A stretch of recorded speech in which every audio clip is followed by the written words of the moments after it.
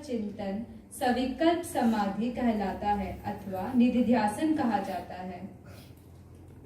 इस अभ्यासी को सजातीय वृत्ति प्रवाह की मैं ब्रह्म हूँ, इस प्रकार की अखंड ब्रह्माकार वृत्ति की सिद्धि होने पर अंत में इसे भी उसी प्रकार छोड़ देना होता है। जैसे पैर में चुभे कांटे को बड़े कांटे से निकालकर फिर दोनों कांटे को फेंक दिया जाता है, मैं ब्रह्म हूँ, इस प्रकार अखंड ब्रह्माकार वृत्ति हो जाने पर वृत्ति शून्य होने का आदेश अंत में दिया जाता है। चिंतन रहित वृत्ति शून्य दशा को वेदांत में निर्विकल्प समाधि कहते हैं।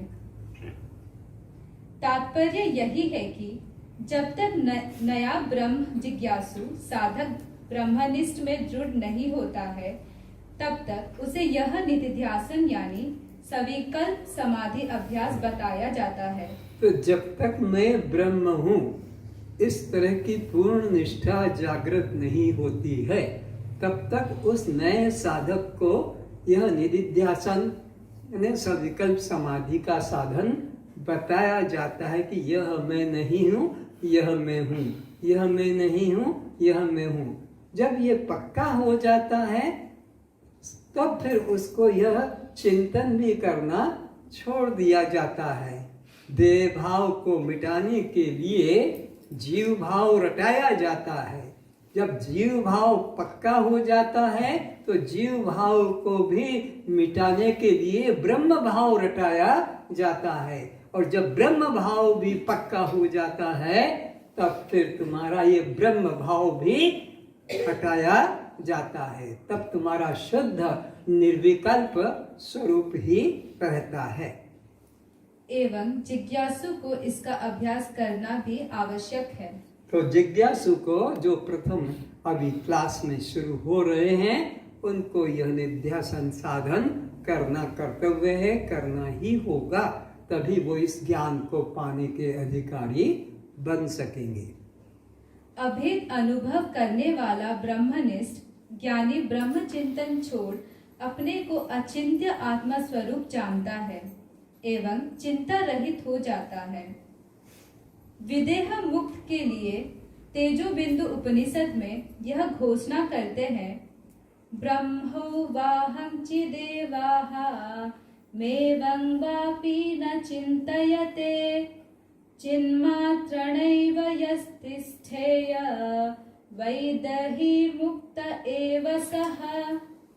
आत्मनिष्ठ ज्ञानी में मैं ब्रह्म हूँ अथवा मैं चैतन्य हूँ ऐसा चिंतन भी ना करे, केवल चैतन्य रूप ही रहे, उसी को विदेह मुक्त कहते हैं। अब आप जितने भी हैं, मैं मनुष्य हूँ, ये चिंतन करने की जरूरत, मनुष्य हो ही तो फिर मैं मनुष्य हूँ, मैं मनुष्य हूँ, ये चिंतन भी करना पागलपन कहलाएगा। तो जब मैं ब्रह्म हूँ तो फिर मैं ब्रह्म हूँ, ये ब्रह्म हूँ चिंतन करना भी कर्तव्य नहीं, क्योंकि अब्रह्मत्व भाव हो तब तो मैं ब्रह्म हूँ का भाव रखें, और मनुष्य का भाव हो तब तो मैं मनुष्य हूँ का चिंतन करूँ। जब मैं पहले से ही मनुष्य हूँ तो मैं मनुष्य हूँ, मैं मनुष्य में बोलने की बताने की जरूरत नहीं, तो मैं दृष्टा साक्षी आत्मा हूँ, ये ज्ञानी को ये चिंतन करने की भी जरूरत नहीं, क्योंकि वो तो दृष्टा साक्षी ही है। लेकिन जिनको ये बोध नहीं है उनको पहले ये अभ्यास कराना पड़ता है, करना ही चाहिए। वह ब्रह्मनिष्ठों में श्रेष्ठ है एवं साक्षात शिव स्वरूप है। दृश्य अदृश्य वस्तु का विचार छोड़ केवल आत्म रूप में रहने वाला ब्रह्मनिष्ठ ज्ञानी ज्ञानियों में श्रेष्ठ कहा जाता है। कौन ज्ञानियों में श्रेष्ठ कहा जाएगा? जिसने दृष्टा और दृश्य, जड़ और चेतन, आत्मा और अनात्मा, शव और शिव, स्वयं प्रकाश और पर प्रकाश का मन में भेद नहीं रखा है, उसको ये फिर आत्मचिंतन के लिए कुछ और साधन करने भी जरूरत नहीं। जिसने द्वैत भाव अभी मन में रखा है उसको यह सिखाया जाता है कि ये दृश्य है और यह जड़ है, यह अनात्मा है, ये आत्मा है, ये शव है, ये शिव है। लेकिन जिसने ये भाव पक्का कर लिया, अब उसको ये द्वैत भाव मन में रखना नहीं है, क्योंकि फिर द्वैत आ जाएगा कि जड़ फिर कौन है। अगर तुम जड़ नहीं तो जड़ कौन है, अगर तुम दृश्य नहीं तो फिर दृष्टा कौन है। अगर तुम अपने को दृष्टा मानते हो और दृश्य नहीं मानते तो फिर दृश्य कौन है। तुम अपने को शिव मानते हो और शव को मैं नहीं मानते हो, तो ये शव कौन है, तो फिर द्वैत हो गया। तो यह द्वैत भाव मन से हटाने के लिए एक ही ब्रह्म का निश्चय कराया जाता है। प्रारंभ में तो पहले यही सिखाया जाता है कि वह अलग है, तुम अलग हो, कार्य अलग है और कारण अलग है, पर कारण से फिर कार्य भी अलग नहीं है। मिट्टी अलग है और घड़ा अलग है, मिट्टी कारण है और घड़ा कार्य है, पर बाद में यही कहा जाएगा कि न कारण है और न कार्य है, केवल मिट्टी ही है। न सोना है न आभूषण है, केवल एक तत्व स्वर्ण ही सत्य है, आभूषण नाम की कोई वस्तु नहीं है। तो अज्ञानी को पहले ये द्वैत का बोध कराया जाता है। जब ये द्वैत भाव पक्का हो गया, अपने को उससे अलग कर लिया, जहाँ जहाँ फंसा था, ये पति, ये पत्नी, ये मकान, ये बेटा, ये बेटी, ये मेरा बंगला, ये गाड़ी, वहाँ से उसको हटाया, खींचा। अरे छोड़, वो दृश्य है, छोड़ उसको दृश्य, छोड़ वो अनात्मा, वो दृश्य है, हटा हटा के सब से खाली करके अपने अंदर उसको समाहित कर दिया कि तू एकमात्र चैतन्य आत्मा है, तेरे अलावा न ये गाड़ी है, न ये बंगला है, न तेरे अलावा कोई पति है, न पत्नी है, न पुत्र है, न पुत्री है। तो हर चीज में उपस्थित तू ही है, हर आकार में उपस्थित तू ही है। तेरे बिना ना ये मंदिर और न मस्जिद, न चर्च, न गुरुद्वारा, तेरे बिना न राम, न शंकर, न दुर्गा, न कृष्ण, न और कोई भी नहीं, एकमात्र तू ही सब रूपों में है। शंकराचार्य जी भी कहते हैं, लक्ष्य लक्ष्य गतिम तत्व यस्थिष्ठेते बलात्मना शिव एवं स्वयं साक्षादयं ब्रह्मा वेदोत्तम। ब्रह्मनिष्ठ ज्ञानी पुरुष शरीर, मन, बुद्धि आदि से अपना अहम भाव त्याग कर केवल आत्म भाव में स्थित रहता है। वह क्या ग्रहण करने योग्य है एवं क्या त्याग करने योग्य है, इस द्वंद से मुक्त रहता है। उसकी चेतना होशपूर्ण जागृत रहती है। ऐसा ज्ञानी ही पुरुषोत्तम आत्मनिष्ठ है, जो साक्षात शिव भी है। ज्ञानी पुरुष को कुछ सिखाना नहीं पड़ता, उसके लिए कुछ भी बंधन रूप नहीं होता है। पर अज्ञानी उसकी नकल करने लग जाए कि मैं तो ब्रह्म ज्ञानी हो गया, अब मेरे को शादी करूं, बच्चे पैदा करूं, नौकरी करूं, खेती करूं, 2-4 औरतें रख लूं, अब कुछ भी मेरे को असर नहीं है। वो अभी से ही अपने को कृष्ण बनाने लग जाते हैं। पर कृष्ण ने जो काली नाग का मर्दन किया था, उसने तो कंस को मारा था। अब तुम्हारी भी सामर्थ्य है जो तुम इतना कर सकते हो। तो हम ज्ञानी बनने की, दिखाने की बहुत जल्दी कोशिश करते हैं, अपने अंदर ज्ञान उतारने की कोई आवश्यकता नहीं समझते हैं। शब्दों को पढ़ लिया, रट लिया, बोलने लग गए, गुरु बन गए, अब लोग हमारे प्रणाम करने लग गए, अब हम फिर यह करेंगे तो लोग हमको कहेंगे अरे ये तो अभी जानता नहीं, इसलिए इसने ऐसा करना, पूजा करना छोड़ दिया, माला करना छोड़ दिया है। तो इसलिए अपने को ज्ञानी ना होकर भी ज्ञानी दिखाने के लिए हमारा प्रयत्न रहता है। तो जो ब्रह्म पूर्ण ज्ञानी है, आत्मनिष्ठ, उसके लिए कोई प्रकार का कर्म बंधन रूप नहीं होता है। उनके लिए कोई भी पाप पुण्य का भेद नहीं रहता, क्योंकि उनके लिए कोई दूसरा नहीं, एक ही तत्व रहता है। तो ज्ञानी पुरुष के लिए कहते हैं, पढ़ो, दृष्टो येनात्मविक्षेपो निरोधं करुते त्वसो उदारस्तु न विक्षिप्त साध्य भाव करोति किम। जिस व्यक्ति ने अपने चित्त में विक्षेप देखा है, वही विक्षेप को दूर करने के लिए चित्त निरोध की चिंता में अष्टांग योग की स्वीकार करता है।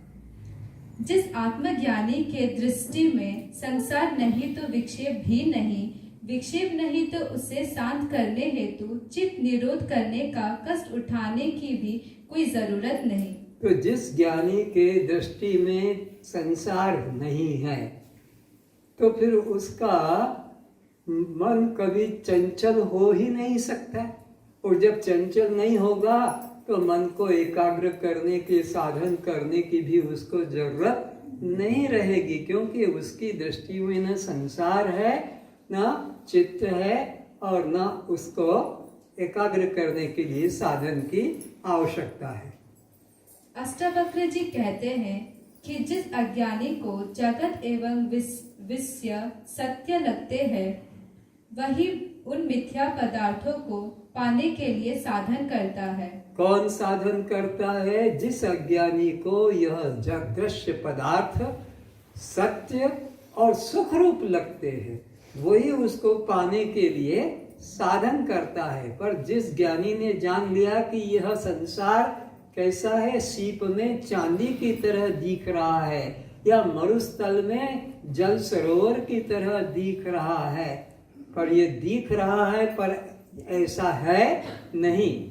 जिस ज्ञानी के निश्चय में हो गया कि ये संसार सुख रूप नित्य नहीं है, वह उसे पाने की कभी चेष्टा इच्छा नहीं करता है। सफलता ना मिलने पर विक्षेप होता है। जिसे विक्षेप मालूम होता है, वही उस विक्षेप को निवृत्ति करने की चेष्टा करता है। वह अष्टांग योग के धारण, ध्यान, समाधि की साधना करता है।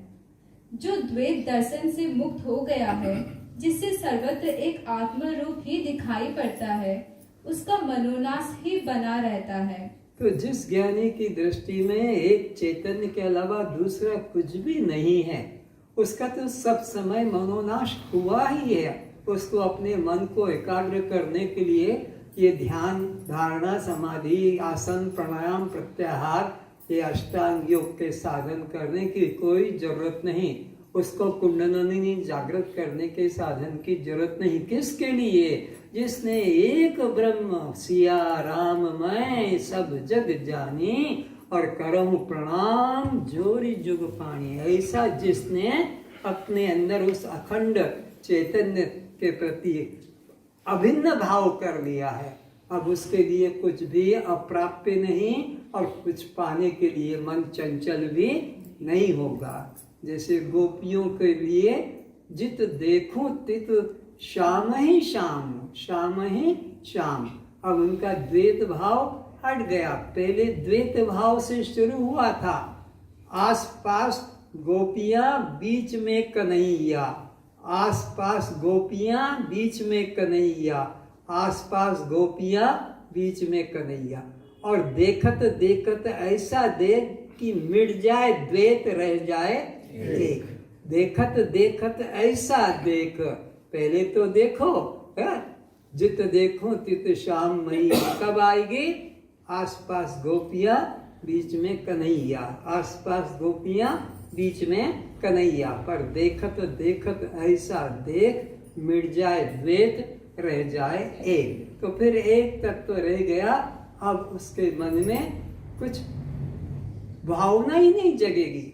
प्रीतम पतिया तब लिखूं पति होए परदेश। पति को मैं चिट्ठी तो तब लिखूं जब मेरा पति परदेश गया हो। प्रीतम पतिया तब लिखूं पिया होए परदेश। तन में मन में वचन में ताको क्या संदेश। जो मेरे तन में भी, मन में भी, वाणी में, हर में वही बसा हुआ है।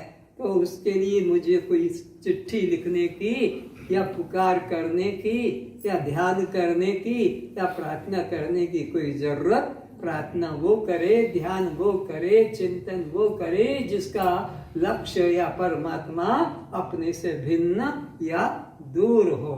यह तो तन में, मन में, नयन में वाको क्या संदेश। क्योंकि भेद दर्शन नहीं होता है, इसलिए उसे चित्त निरोध हेतु धारण, ध्यान, समाधि की भी जरूरत नहीं है। उसको भेद दर्शन नहीं होता, यानी वो एक आत्मा के अलावा दूसरा कुछ नहीं मानता है, इसलिए उसको चित्त एकाग्र करने का साधन नहीं करना पड़ता है। धीरो लोक विपर्यस्तो वर्तमानपि लोकवत् न समाधिं न विक्षेपं न लेपं स्वस्य पश्यति। जो ज्ञानी अपने आत्मनंद से ही तृप्त है, वही स्तुति और निंदा आदि से रहित है, क्योंकि वह लोक दृष्टि से करता हुए भी तत्व दृष्टि से अकर्ता है। आत्मज्ञान करके उसके कर्तव्य आदि अध्यास सब नष्ट हो गया है। वह ज्ञानी विक्षेप रहित होकर प्रारब्ध से जो व्यवहार, भोग, कर्म आ जाता है, उसे वह बंधित अनुवृत्ति करके करता है। व्यवहार करते हुए भी ज्ञानी अपने आत्म स्वरूप से निर्लिप्त ही बना रहता है, क्योंकि न वह विक्षेप को प्राप्त होता है न समाधि करता है। यस्य नाहंकुते भावो बुद्धि यस्य न लिप्यते हत्वापि स इमालोकन हन्ति न निबध्यते। इतना बड़ा महाभारत का युद्ध कृष्ण की प्रेरणा से हुआ, नहीं तो अर्जुन ने तो बिल्कुल रथ में बैठकर गांडीव धनुष भी गिरा दिया और मैं युद्ध नहीं करूंगा, मैं इनको मारकर पाप को प्राप्त नहीं होऊंगा। ये इतना बड़ा महाभारत का युद्ध कृष्ण की प्रेरणा से हुआ, या इतना बड़ा युद्ध लंका को जलाना, राक्षसों को लाखों को मारना राम के प्रेरणा से हुआ। हनुमान लगा, लेकिन न राम को कुछ पाप लगा, न कृष्ण को या अर्जुन को पाप लगा। और हम तुम गृहस्थ में बैठे छोटा सा पेट भरने का धंधा कर लिया और हमको 84 लाख की यात्रा कराई जा रही है। ये कैसा अन्याय या कैसा न्याय। आकर 4 लक्ष 84 जोनि भ्रमत यह जीव अविनाशी। यह अविनाशी जीवात्मा ईश्वर का बेटा, ईश्वर की संतान और 84 लाख योनियों में भ्रमण कर रहा है। किस वजह से?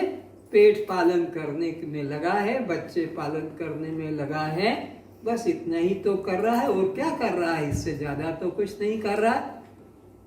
कोई सिकंदर की तरह सारे देश का मालिक तो बनने की चेष्टा नहीं कर रहा है।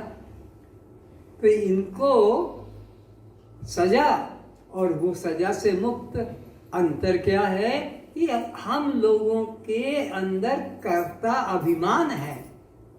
कर्तृत्व अभिमान होने के कारण हमारे कर्म चाहे जैसे भी होंगे वो बंधन रूप हो जाएंगे। चाहे अच्छे कर्म करें तब भी बंधन रूप होंगे, खराब तो बंधन रूप है ही। पर उन ज्ञानियों के द्वारा इतना बड़ा युद्ध होकर भी, राज्य का पालन होकर भी, और फिर भी उनको बंधन नहीं लगा, क्योंकि उनके मन में कर्मों में कर्तापन का अभिमान नहीं था। साक्षी भाव, दृष्टा भाव अंदर से था, वाणी से नहीं, तुम्हारी तरह तोता की तरह रटा हुआ नहीं। बार बार ए बच्चे बैठ जाओ, बार बार उठना बैठना नहीं। इस तरह से ज्ञानियों के मन में कर्तापन का अभिमान नहीं, हृदय से और अज्ञानियों के मन में कर्म में कर्तापन का अभिमान होने से वो बंधन को प्राप्त होते हैं। जिस ज्ञानी पुरुष के मन में मैं करता हूँ ऐसा मिथ्या अभिमान नहीं होता है, तथा जिसकी बुद्धि सांसारिक पदार्थों में और कर्म फलों में लिपयामान नहीं होता है, उस पुरुष से प्रारब्ध साथ कभी लौकिक निषेधात्मक कर्म हो जावे तो भी वास्तव में वह कुछ भी नहीं करता है। अगर निंदात्मक कर्म भी हो जाए, असामाजिक कर्म भी हो जाए, तत्वनिष्ठ आत्मज्ञानी पुरुष के द्वारा पहले तो उसका आचरण इतना शुद्ध पवित्र होता है कि उसके अंदर अपवित्रता का प्रवेश ही नहीं होता, लेकिन प्रारब्ध से संयोग संबंध से हो जाए तब भी वो कर्म बंधन में बनता नहीं। कैसे? जैसे कि गेहूं को, चना को, मक्का को भून देने से और फिर खेत में डालने से फिर वह अंकुरित होकर फल देने में समर्थ नहीं होता। तो ज्ञानी के कर्म निर्बीज होते हैं और अज्ञानी के अकर्म भी सबीज होते हैं।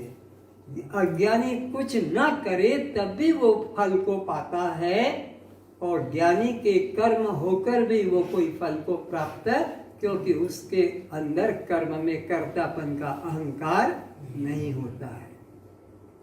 अर्थात बंधन को प्राप्त नहीं होता है, क्योंकि कर्म बंधन रूप नहीं है। कर्म में कर्ता भाव की मैंने यह किया, यही बंधन का हेतु है।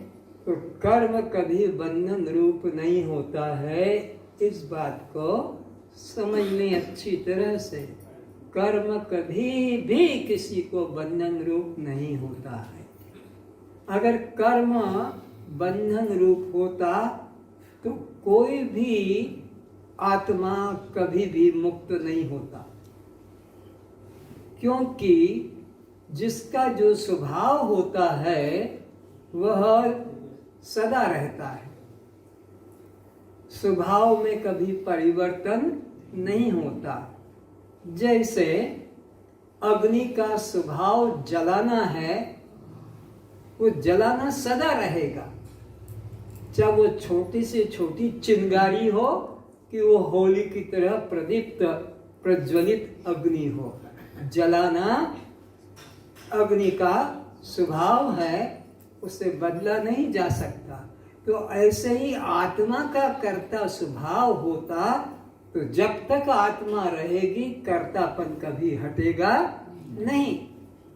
आत्मा का स्वभाव अगर कर्ता होता तो आत्मा सदा बंधा रहेगा, पर आत्मा का कर्तापन स्वभाव नहीं है, इसलिए बंधन भी नहीं होता है। अज्ञानी में कर्तापन का अभिमान है तो बंधन है। तो ये कर्म किसको लगता है? मन को लगता है। कर्म आत्मा से नहीं होता, कर्म प्राणों से भी नहीं होता, कर्म इंद्रियों से भी नहीं होता, कर्म शरीर से भी नहीं होता है। अच्छे से समझ लें, कर्म आत्मा में भी नहीं है, कर्म इंद्रियों में भी नहीं है, कर्म प्राण में भी नहीं है, कर्म शरीर में भी नहीं है। कर्म केवल मन में है, मन से जागृत होता है। इसीलिए शास्त्रों में भी आया है, मन वचन और कर्म से किसी को कष्ट मत दो। मन वचन और कर्म से तो क्या करो? मन वचन कर्म से किसी को सुख पहुंचाने की चेष्टा करो, उसके दुख को मिटाने में सहयोगी बनो, पर दुख के बढ़ाने में नहीं। तो कर्म शुरू होता है, आपका कोई प्रेमी दूर से दिखाई पड़ गया, आपको खुशी हुई अंदर कि जिसको मैं चाह रही थी, चाह रहा था, वो आ रहा है और नजदीक आ गया थोड़ा, तो आपके मन से अब वो उतर कर वाणी में आ गया। तुम्हारी कब से हम प्रतीक्षा कर रहे थे, तुम कह के गए थे हम आ जाएंगे, अभी तक भी तुमने आने की विलंबता की और अब नजदीक आ गया। तो बाहु पाश में ले लिया, चूम लिया। तो कर्म कहाँ से शुरू हुआ? मन से शुरू हुआ, फिर वाणी में उतरा और फिर शरीर में आ गया। अब कोई तुम्हारा शत्रु है, दूर से दिखाई पड़ गया, ठीक है, मैं तो उसको जेल दिलवा के छोड़ूंगा, ऐसे नहीं छोड़ूंगा मैं, ऐसा वैसा नहीं, आने दो। और पास में आया तो क्या समझ रखा है मेरे को, ये कर दूंगा वो कर दूंगा, और पास में आ गया तो 2-4 थप्पड़ मार दिए। तो कर्म शुरू हुआ कहाँ से? उतरा फिर वाणी में और फिर क्रिया में। तो ज्ञानी लोगों के द्वारा जो कर्म होते हैं वह मन में ही नहीं आता है, तो फिर वाणी में और क्रिया में उसका कुछ फल नहीं होता है। कर्म कहाँ होता है? मन में। ज्ञानी के मन में नहीं है राग द्वेष, तो फिर वो कर्म नहीं बनेगा। अज्ञानी के मन में राग द्वेष है, भेद बुद्धि है, तो वो कर्म बनता है। आत्मनिष्ठ ज्ञानी पुरुष के मन में मैं करता हूँ इस प्रकार कभी अनात्मा भाव जागृत नहीं होता है। अनात्म भाव ये क्या है? मैं करता हूँ, ये अनात्म भाव है, क्योंकि ये प्रकृति का धर्म है और तुम हो आत्मा, तुम्हारा ये धर्म नहीं है। तुम अपने को मान लो मैं ब्राह्मण हूँ, मैं क्षत्रिय वैश्य हूँ, तो ये अनात्म धर्म हो गए। अनात्मा को तुमने मैं मान लिया। ज्ञानी के मन में अनात्म भाव नहीं होता है। समदर्शी ज्ञानी पुरुष को जगत में कोई कर्म कर्तव्य रूप शेष नहीं है। वह तो कर्म विधि निषेध शासन से ऊपर है, उसके ऊपर शास्त्र शासन नहीं रहता है। फिर भी अज्ञानी लोगों को धर्म पथ पर लेने के लिए सामान्य लोगों के साथ मिल ध्यान, कीर्तन, भजन, महोत्सवों में भाग भी लेता है। ज्ञानी को इस तरह लोक व्यवहार में देख अज्ञानी समझता है कि ज्ञानी अज्ञानी में कोई तो अंतर नहीं है। जैसे हम कर्म करते हैं वैसा वह ज्ञानी भी तो करता है। यदि ज्ञानी साधारण लोगों को प्रेरणा ना दे तो वे अज्ञानी यतो भ्रष्ट ततो भ्रष्ट दोनों मार्ग में भ्रष्ट हो जाएंगे, क्योंकि आत्मज्ञान उसकी बुद्धि में प्रवेश कर नहीं पाएगा और ज्ञानी को देख सुख भी कर्म व साकार उपासना नहीं करेगा। तो चित्त शुद्धि के अभाव में यह ब्रह्म ज्ञान का अधिकारी नहीं बन सकेगा। तो जो काम बड़े लोग करते हैं उसको देखकर ही फिर छोटे लोग करने लगते हैं। तो ज्ञानी लोगों के लिए कुछ करना कर्तव्य नहीं है, फिर भी वे कर्म करते हुए दिखाई पड़ते हैं, क्योंकि अगर वे कर्म न करेंगे, कर्म उपासना साधन न करेंगे, तो वो जो अज्ञानी लोग हैं वे भी नहीं करेंगे कि वो तो नहीं करा, मैं क्यों करूं, मेरा बाप तो नहीं करता, मैं क्यों करूं।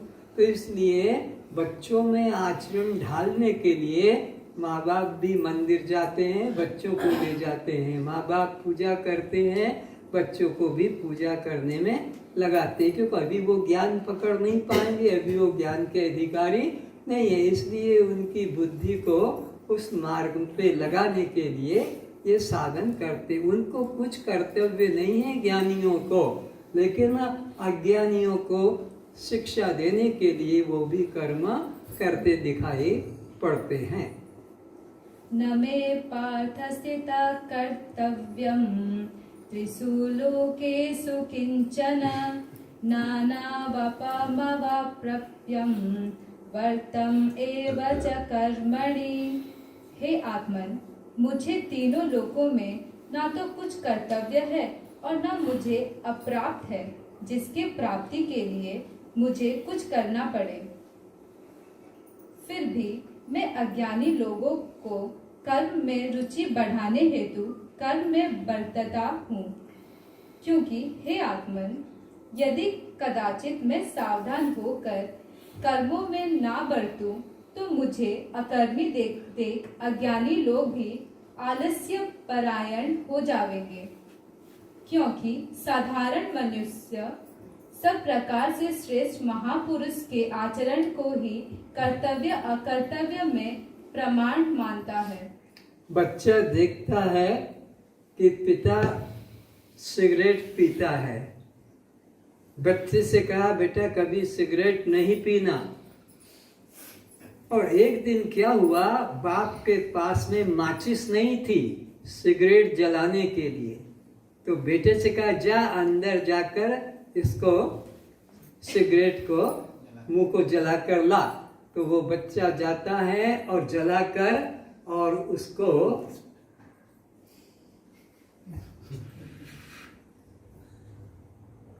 लीजिए पिताजी। वो देखता कि बाप मुझे मना करता है और ये खुद क्यों पीता है, इसमें क्या है। तो फिर वो भी चुस्की घूंट लगा लेता है। तो पिता अगर बच्चे से कहे कि शराब मत पीना और मेरे लिए एक बोतल शराब की ले आ, मेरे को नींद नहीं आ रही है, तो बेटा तो अपने आप शराबी बनेगा ही। वो तो एक आचरण मिल गया बाप का देखने को। तो बड़े लोगों को अपने आचरण को संभाल कर रखना पड़ता है, क्योंकि उनके पीछे अज्ञानी चलते हैं। इसलिए ज्ञानी को एक एक कदम सावधानी पूर्वक रखना चाहिए।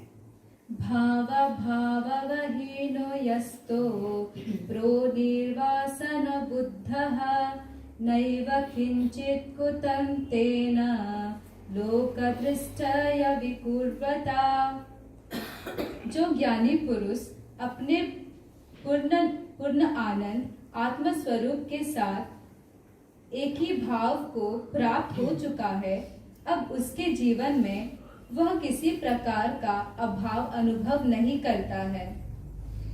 इस कारण उसको कोई प्राप्त श्रेष्ठ पदार्थ प्रतीत ना होने से वह किसी पदार्थ की कामना, वासना, स्पृहा, आकांक्षा, अपेक्षा, ग्रहण, त्याग, हेयोपाध्याय, राग, द्वेषात्मक भाव नजर नहीं आता है। बस आज इतना ही।